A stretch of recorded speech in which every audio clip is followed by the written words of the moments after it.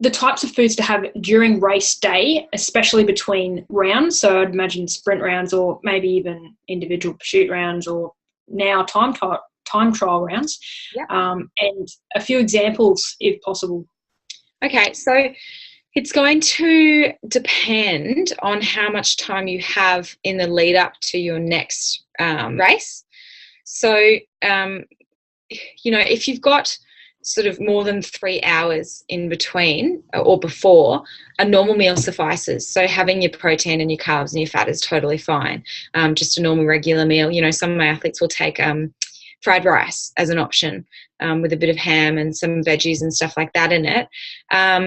The closer you get, the less complex you want your food to be. So if we're talking about 2 hours out, then you're probably looking at something like a little bit of plain pasta or some leftover plain rice or a ham sandwich or a cheese sandwich or something like that.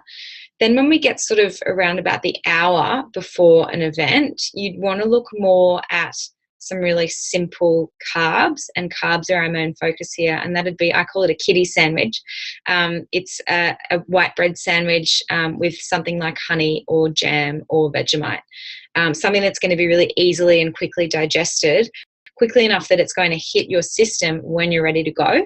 And then if you've got less than sort of an hour, sort of around that half-hour mark, I wouldn't really go probably any closer than 15 minutes unless it's something that you're used to, and depending on the race duration. But those sorts of things are going to be your fruits, like your bananas, or if you get race nerves, liquid sugar, so sports drink or juice or something like that. There's a place for lollies, and I talked about that a lot today with some high school students. There is a place for lollies sometimes, and that's for that quick hit of energy right before a race. But yeah, I'd be looking more at sort of the fruits, or pikelets are another really favourable one, as well as those little mini potatoes for the quick energy hit. I personally like dates before a race. So yeah, there's lots of options. It just depends on the time that you have. Say, for example, it's a 10-hour day. Yeah. You go through qualifying, quarters, heats, finals. Yeah. In that 8-hour period. Do you just keep topping up those energy stores along the way a little bit, or do you find a break in the middle to have a bigger meal, or what's your suggestions there? Yeah, and that's something that I would definitely encourage practicing, but you can find that bigger break in the middle and have something pretty standard. Don't choose a meat pie or a sausage roll or something like that, because you'll inevitably have that sort of crash over the day. So it'd be choosing something like dinner leftovers or a good sort of meat and salad sandwich or something like that.